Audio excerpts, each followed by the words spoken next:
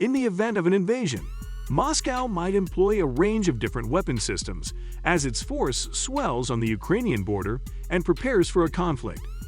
You might be interested in learning about Russia's top hardware options. The analysis that follows will be grounded in ground combat. It goes without saying that there would also be activities by warplanes and helicopters, but I'll focus on land fighting. The top 5 weapons that Russia may use to strike Ukraine are listed below. T-90 tank. Although some would support the updated T-72B3s, the T-90 main battle tank is unquestionably the best and most combat-proven tank. In Syria, Ukraine, and Dagestan, the T-90 has engaged in battle. Over the years, it has undergone several modifications and upgrades. This tank family contains between 750 and 1,000 T-90s. When it comes to this tank, the armor is its most popular selling point. The piercing sabot bullets fired by the opposition can be repelled by the Contact 5 explosive reactive armor. The latest Relict armor provides more protection. The enemy's anti-tank missiles are made to confuse by the Stora-1 countermeasure system. This emits infrared signals that block approaching bogies. The Stora-1 automatically communicates a warning and disperses smoke grenades to conceal movement if the tank is laid as a target by another tank. It should be noted that when insurgents destroyed 5 T-90s with anti-tank missiles during the Syrian civil war, the T-90s had trouble.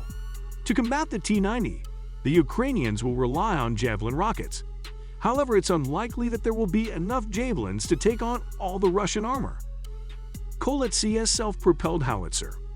The Russians also own the Kolitsia SV, a brand new and deadly self-propelled tracked howitzer that is comparable to the American M109, a 7 Paladin. Self-propelled howitzers can fire a mission and then move off to fire another one. It is difficult to believe that the 155mm Koltsia can fire 16 rounds downrange in a minute with an autoloader, but I was able to corroborate this rate of fire from 2 sources. To shoot that quickly, the autoloader must be efficient.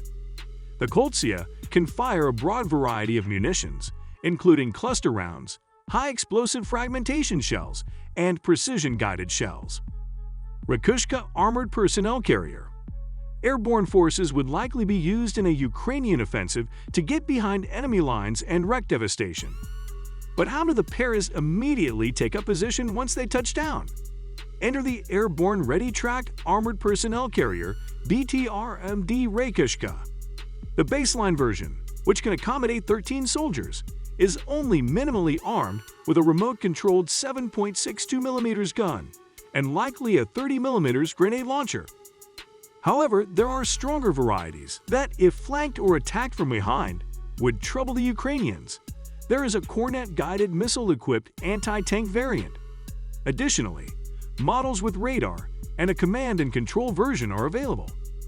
These airborne soldiers' ability to leap out of the Rakushka and fire Verba man-portable air defense systems is an intriguing tactical innovation.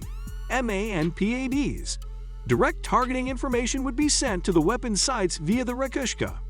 For Ukrainian helicopters and aircraft, this would be risky. Urigan Multiple Launch Rocket System. If used, the truck-mounted Urigan-1M multiple launch missile weapon may seriously harm Ukrainian soldiers. It features 2 pods each holding 12 launch tubes with rapid fire. The warheads of the 300mm rockets weigh 617 pounds. The maximum range of the Urigan-1M is 55 miles. For many different types of targets, there is a large selection of rockets. Fragmentary high-explosive warheads are the norm.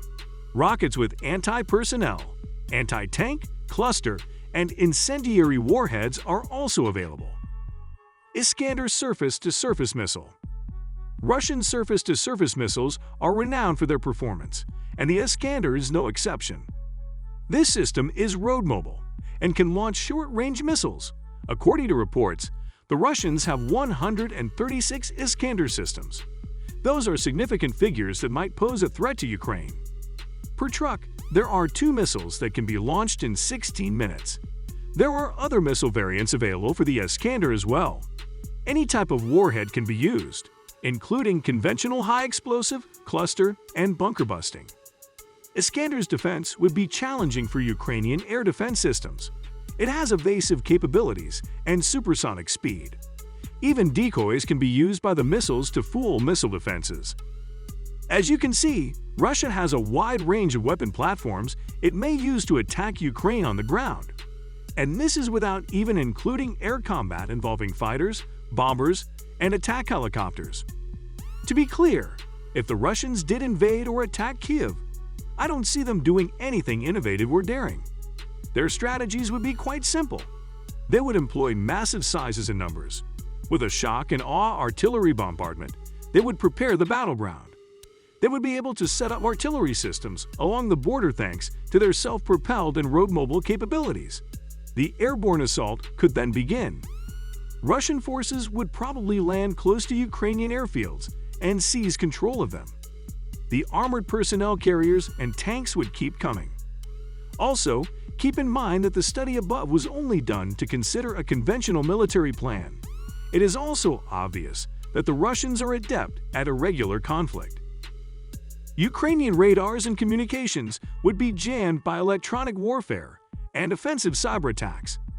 Disinformation campaigns that confuse the populace include phony social media posts and SMS messages sent to enemy forces urging them to surrender. Let's not go too far, though. In each of these situations, the Ukrainian people will bravely defend themselves. Russian capacities do not imply use intentionality by default. To punish Russia for an attack, the world community would impose severe financial penalties on them. Nevertheless, the Russians undoubtedly possess the offensive capabilities to send shivers around the globe at the prospect of an invasion.